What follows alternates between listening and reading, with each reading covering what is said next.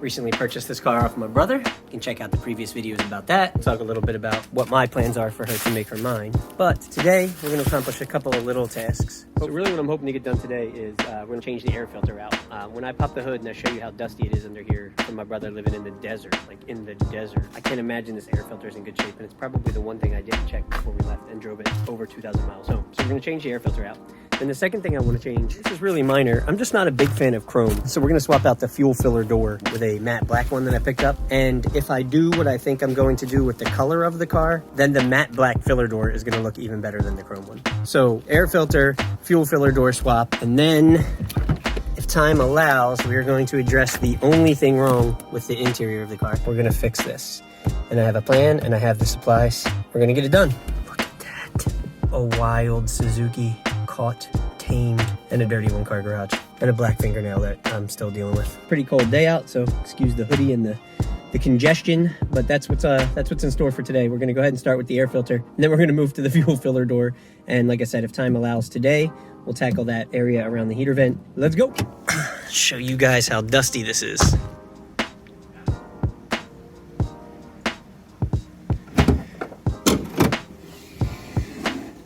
Yeah, she's a dusty beast. As you can see, living in the desert definitely has its drawbacks. And we're gonna work on cleaning this. We're not gonna leave it this dusty. Cleaning an engine bay is something that I don't take lightly. It's something that I wanna be careful and take my time with, and I just haven't had the time to do it. I may blow it off a little bit today with some air, but today's main focus for under the engine bay is swap out that air filter. Had the oil changed at a dealership right before we left Texas just to see, just because I was down there, didn't have tools and stuff to do it myself. I'm not sure. They said they checked the filters. I'm not sure if they checked or swapped that. So we're going to go ahead and swap it out today with a K&N. Obviously, I haven't had this car very long, but it looks like I'm looking at about 5 or 6 screws, Phillips heads. We're going to pull them off, look at the filter. I also had to swap out to a less gooder hoodie. That's right, I said less gooder. Oh, hold on, I'm about to mess this up. Magnetic screw tray. Don't ever want to lose screws. Yeah, I had to swap out to a less gooder hoodie because that fresh SRT hoodie with my socials on it that I got from KP's Craft Room, that hoodie is fire. I'm not trying to mess it up. And it's my only SRT inspired. Look, talking about not dropping screws. All right, these screws actually don't have to come all the way out, so I don't need that magnetic dish. And it looks like it's only 3 screws and then some clips. And it looks like the dealership actually may have put a new filter in. This filter's not that dirty, so props to the dealership. I mean, for a $72 oil change, I'm glad they put a new filter in. But we're still gonna go ahead and slap this K&N in. So one thing I did want to show you guys, on this year Challenger, this center headlight here doesn't pop out to easily do the Hellcat mod. You could swap out the headlight and stuff, but we're not going to do that. We're eventually going to put an intake on the car, but if you look in here, it is a bit of a cold air intake. It does go down into the wheel well and has an opening there. I don't know if I'll be able to show you without lifting the car, but there is a bit of an opening there to allow in some fresh air. And I've seen some modifications for that box to open that flap up permanently. But if you guys know anything about New Jersey and our weather and the water that this car may potentially drive through, we will not be opening up that air box anymore. At least not too aggressively. But like I said, there's plans to put an intake on the car. All right, so I went ahead and took a little high volume air gun. And I gave the engine a quick once over, but I wasn't really worried about that right now, blowing off some of the dust. I'll go back at that in a minute. But I did do the inside of the air box. So as you can tell, it's a lot less dusty. It's not perfect. I also did a very lightly damp rag and cleaned out the inside. In the meantime, as you can see, this is gonna be a super quick job. So we're just gonna drop this filter in, tighten up them screws, and get right back with you.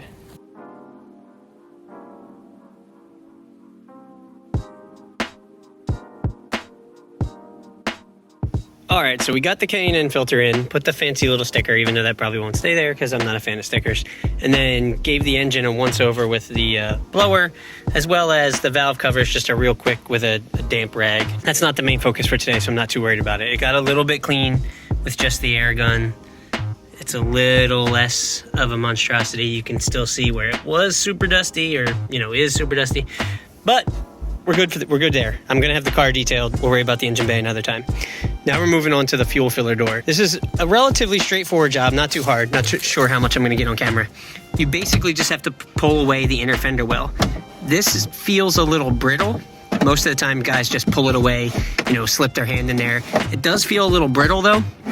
So I'm probably gonna jack the car up to let the suspension down, let that rear tire down, get a little more room, and maybe pull it out correctly. Once you pull away the inner fender well, it actually doesn't bolt in at all. It's just a matter of pushing these tabs and then pulling it out of the car. So, and it helps if you can push more than one at a time. So I'm gonna try to get both of my hands in there, but that's it. There's no bolts for these. It just pushes into place. Comes with a new O-ring for the filler tube, so we're good there. And we actually have a brand new gas cap on this one already. Let's get started. Challenger on the driver's side, and you'll find the jack point right there. So we're gonna use the hand pump, or the foot pump, raise it up to the jack point, and then we'll get the car in the air.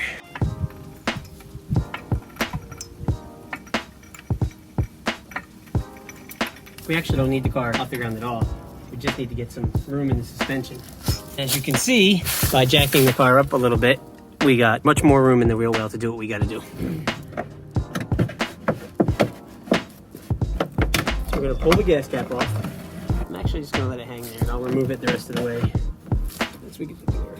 We're gonna feel for those clips. Try to do multiple clips at one time. So I'm just working back and forth, hitting each clip again and again to make sure it doesn't fall back in like it keeps doing, which is why I said it's cool if you can hit more than one at a time. Main holdup was just that this filler tube gasket was really tight around the filler tube. We got it. We just pulled out the little Christmas tree clip that was holding the gas cap in there. Now we put the new one on. I just got it dirty as hell. This one comes with a new filler tube gasket, so it's literally just gonna be the opposite of what we just did. Let's take it off. I'm gonna put my hand back in there now, pushing the filler tube, or to hold the filler tube, I should say, as I try to slip that gasket around there. Just super tight. I actually might lube this up real quick. So just put a little soapy water around the gasket. Got it. And just like that, it's on. Obviously I have to clean the area up right now, but that's it. Simple. It's a little looser than the stock fit. I see what people are talking about. That's actually an Amazon fuel door. The stock one is like $200. This was $36. So is it a little looser? Yeah, a little bit. It's not gonna be a problem though. So that's it. I'm gonna get it cleaned up, put the gas cap on, and then show you guys what we got. All right, and there it is, all cleaned up. Gas cap on, tether back installed, ready to go. Just that, I gotta put the fender well back together a little bit. So just that quick, we got the K&N filter in, and we got the fuel cap done. So as you can see, neither of these tasks are that hard, just that fast, I guess. Honestly, taking a video takes longer than these two tasks, but we got the fuel filler door replaced, we got the K&N air filter in, and now we're gonna fix that fender well up again, let the car down, and work on that vent. If anybody needs a stock chrome filler cap for a 2014, I think it goes all the way up to 2020 actually, Challenger SRT8, or any Challenger actually. If you need a stock fuel filler door for a newer body Dodge Challenger, hit me up. All right, let's get this cleaned up, get the hood closed, and then we'll work on the inside of the car after I wash my filthy hands. All right, so now for my next trick, we're gonna fix this. So you can see some glue residue right here where my brother previously tried to fix it, but I don't think he had the right glue. So we're gonna give it another go with a method that I've seen work on Challenger forums. We have this Wellwood contact cement that we're gonna use to get it done. And we also, from our local Harbor Freight, picked up some clamps that we're gonna use to hold it in place. A couple of different clamps. And I originally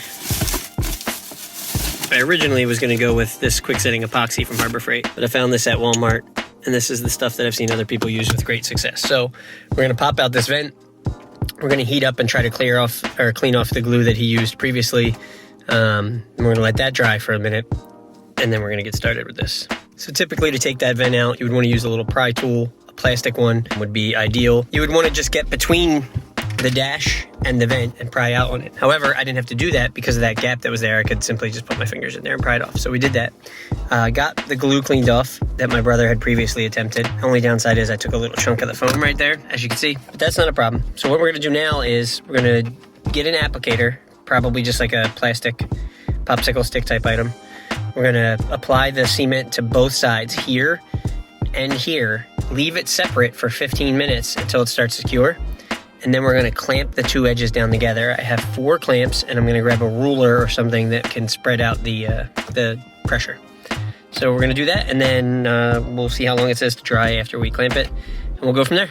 So the directions actually say that there are no clamps needed, and that it will adhere permanently on contact. I think I'm still gonna clamp it down though. We do have to apply it and then wait 15 minutes at least before we stick the two pieces together. So no big deal. We're gonna apply it, we're gonna let it sit, and then we'll see what it does. Probably gonna move the car first though, because I'm currently in my wife's parking spot.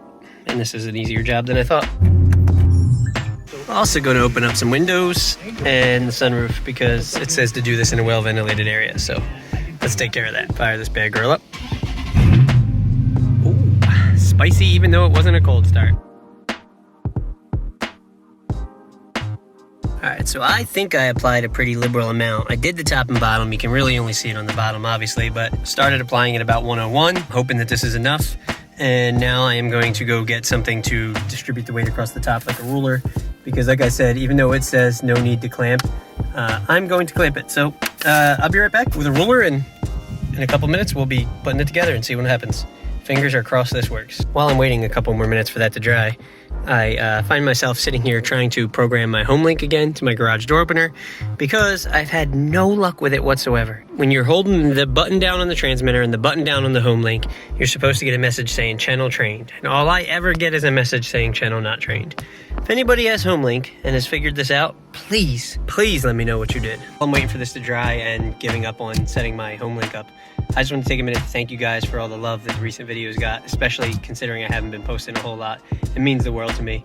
If you're getting any enjoyment out of these videos, if you just like hanging out with me, even if you just want to support the channel even though you hate the videos, and you want to smash that like button, please go right ahead. If you don't like the video, hit the dislike button too, and comment down below and let me know what I can do better. If you guys want to see anything, if you want to see some more about the bus, you want to see some more about the Challenger, the motorcycles, if you want me to take something into the woods nearby my house and show you what the Pine Barrens are like, whatever you guys want to see on the channel, make sure you comment down below and let me know.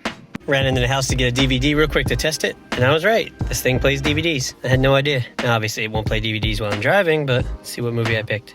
Is it going to show you guys? I gotta get their previews. But anyway, I grabbed my kid's Shrek 2 just to test it out. It is almost time to put those two pieces together and see if it worked. Couple more minutes. All right, 1:13, just a couple minutes ago. I couldn't find a ruler on short notice, and I wanted to get back out here. So this isn't as wide as I wanted it to be, but that's what we're gonna use. I'm gonna put that down there to help distribute the weight a little bit and protect it from digging into the dashboard. I'm gonna put a clamp in the center, and then it looks like I'll probably only fit 3 clamps on here, but I'm gonna put 3 clamps across it and see how we do.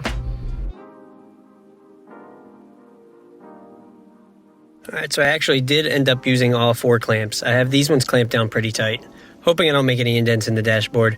I really wish I had another one to put right here in the middle, but it looks like it's gonna come out okay. It says you don't have to leave them clamped like this, but I actually just found out that I have to do an online school class for my kid real quick. So no harm, no foul. I'm gonna leave it clamped like this for a couple of minutes while he uses my phone to go online, and then we'll see how it comes out.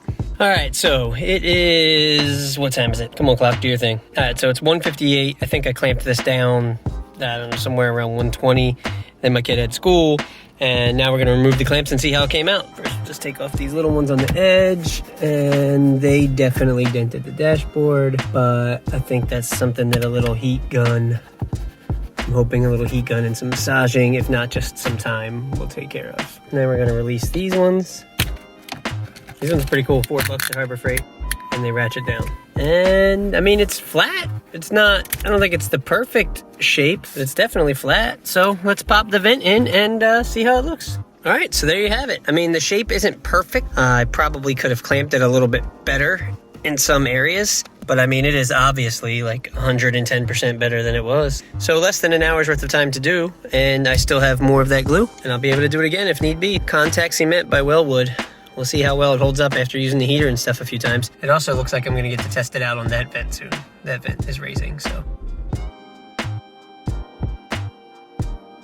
All right, guys, so there you have it. We changed the air filter. We put a K&N air filter in it. Swapped out the fuel door for a matte black one in favor of the chrome style one that was on there before. And we fixed the area of the dash that was coming up around the heater vents. So, came out really good. I'm really happy with the way everything came out. We also kind of cleaned under the hood a little bit. I'm about to go pick up some lunch, probably take the Challenger, and maybe stop at the car wash too. That about wraps up this video. So, as I mentioned before, if you got anything from this video, if you just enjoy hanging out, or even if you don't and you still want to support a small channel, please hit that like button. If you want to see more of the Challenger, the motorcycles, or the bus, or the Pine Barrens in New Jersey, then go ahead and hit that subscribe button. It costs you nothing and it helps me out so much. Make sure you're following me on all my social medias, Mr. Thomas Jonesy, TikTok, Twitter, Twitch, Instagram, all that. And look for more videos to come. Thank you guys, and I'll catch you with the next video.